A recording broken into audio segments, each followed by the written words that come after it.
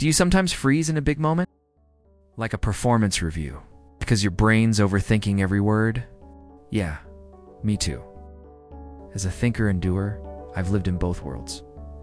W-2 jobs with reviews and promotions, and gig work where you're paid cash in hand, and no one gives you feedback unless you mess up. Last year, I walked into my review ready to ask for a raise, but my mind was a chaotic group chat. Achiever screaming, "Go for it." Critic whispering, "You're replaceable." Protector saying, "Just be grateful you have a job." I almost backed down. But then I learned this 5-minute psychology trick. Not negotiation, not politics. That got me a $12,000 raise. And it wasn't magic. It was strategy. It's a kind of strategy that works whether you're in a boardroom or driving for Uber. Because here's the truth. You don't need permission to be valuable. You just need to make sure people see it. Welcome to Thynkit, where we dig into your mind like it's that friend who overanalyzes, but just needs a nudge to act.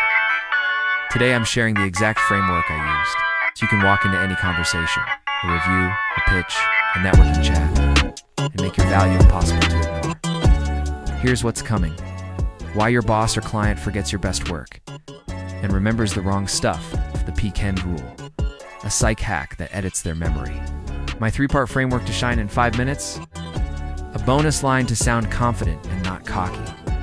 And yes, this works whether you're on payroll, on contract, or building something from scratch. Grab your notebook. Let's make your value stick. Part 1. Why you're being underestimated even when you're killing it.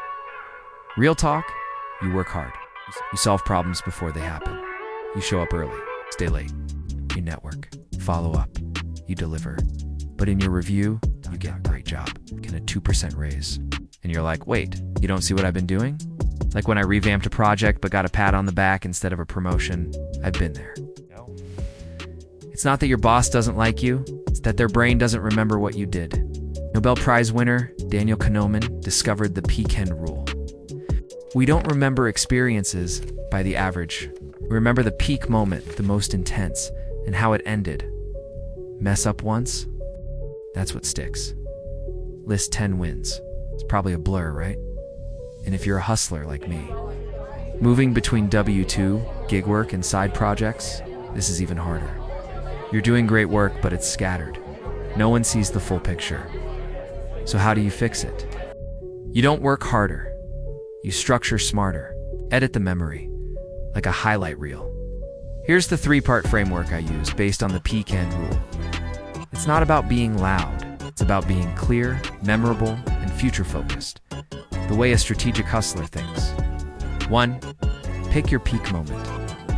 Make a list for yourself, one that highlights the accomplishments you've done, because they'll only remember moments that stands out. Choose one win, not your only contribution, but your strongest. The one that proves you didn't just show up, you made things better. 2. Build the impact bridge. This is where most people sabotage themselves. They assume their impact is obvious. You think, I consistently hit my targets and solve problems? They think everyone does their job. The gap, you need to connect your work to their actual concerns. For W-2 workers, instead of, I show up on time and do my job. And try. I've shown up on time every shift, including 3 last-minute fills that kept the schedule intact and prevented overtime costs. For gig or contract workers, instead of, I have great ratings, try, I've kept a 4.9-star average over 6 months, which means fewer complaints, higher retention, and more reliable service for the platform. For freelancers or consultants, instead of, I finished the website redesign, try, I delivered the website redesign on schedule, cutting bounce rate by 30%, and generating 150+ new leads in the first month. For side hustlers building something instead of growing my business. Try, I've grown my business to $2,000 a month in 90 days, proving the model works and can scale with minimal ad spend. These are not universal examples, but notice the value that's recognized with each correction. It hit me when I was tailoring my resume for the 1,000th time. When we're in the job, we focus on doing the work. But when we're leaving the job, we finally see and remember all the ways we went beyond the minimum. We weren't just doing our job. We were quietly solving problems, preventing disasters, and adding real value. This is the same reason why resumes are hard to make for some people. Resumes aren't about good work. They're about proven value. And if you wait until you're quitting to realize what you've contributed, then you've already been underpaid and underappreciated. You're not bragging. You're making your invisible work unignorable, because value isn't what you think they should see. It's what you prove they can't afford to lose. Show how it saved time, money, or stress in a way they can't ignore. 3. Make a future promise. Don't ask for more. Prove you're worth more. Show what you'll do next, so your raise or better shift or new opportunity feels like a no-brainer, not a request. This isn't about big corporate plans. You don't need a title to add value. You just need to show you're thinking beyond the task. Because when your boss sees you as someone who creates solutions, not just follows orders, they won't just wonder if you deserve more. They'll wonder why they've been ignoring your value this whole time. You're not pretending, you're projecting. You're saying, I've proven my value, I'm capable of more, and here's how I'll make a difference. That's not overreach, it's leadership in motion. Value isn't just what you've done, it's what you're about to do. Make it impossible to ignore. So why do this work? Because this isn't manipulation, it's not mind games, it's strategy. Not one from whim. You're using psychology to cut through noise. It's the same strategy the 1% uses to increase their income. So it's not about choose between being a thinker or a doer. Because with this framework, you can be both.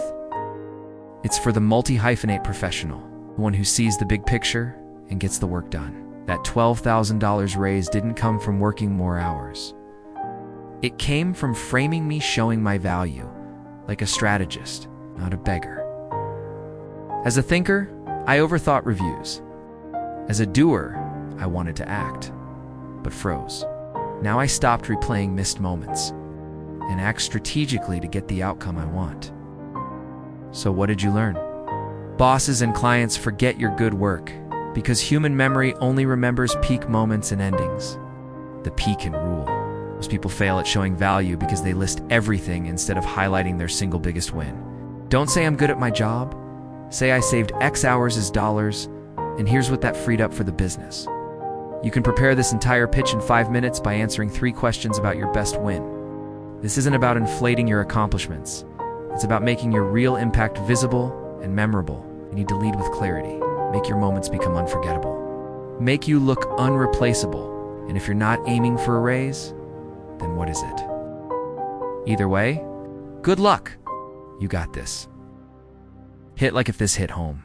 Subscribe to Thynkit for more psychology hacks that help thinkers and doers win without losing themselves. Oh, and comment below, what's your peak win this year? It doesn't have to be at work. Trust your hustle, trust your mind, and keep building. See you next time.